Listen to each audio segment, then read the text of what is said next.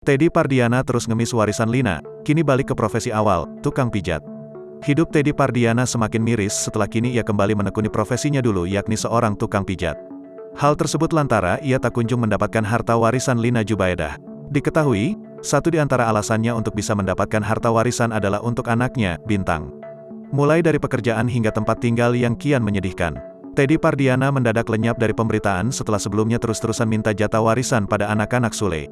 Padahal dulu Teddy Pardiana kerap warawiri di media massa membagikan kisah sedihnya selepas ditinggal almarhumah Lina.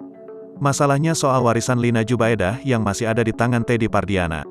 Namun Teddy masih meminta uang kepada Rizky Febian atas nama adik bayi yang kini diasuh Teddy. Dilansir dari YouTube Cumi Cumi, Rabu, tanggal 1 Juni tahun 2022, kuasa hukum Teddy Pardiana mengungkapkan kondisi keuangan kliennya yang memprihatinkan. Teddy kembali ke profesi lama, jadi tukang pijit untuk menyambung hidup. Sampai saat ini dia mengandalkan kehidupan sehari-hari dari dia kan emang berprofesi sebagai tukang pijit ya, kata Wati Trisnawati, kuasa hukum Teddy. Teddy juga sedang berkebun, atau hasil dia menanam apa gitu ya, buat kebutuhan sehari-hari gitu, ujar Wati Trisnawati. Wati meminta Rizky mengembalikan hak yang harusnya jadi milik Teddy.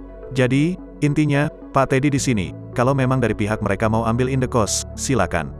Tapi, tolong kembalikan haknya, ucap Wati ditemui di Bareskrim Polri, Jumat, tanggal 27 Mei tahun 2022. Misalkan, kemarin kan kami sudah bicara, enggak muluk-muluk ya, Pak Teddy cuma minta angka 500 juta, sambungnya.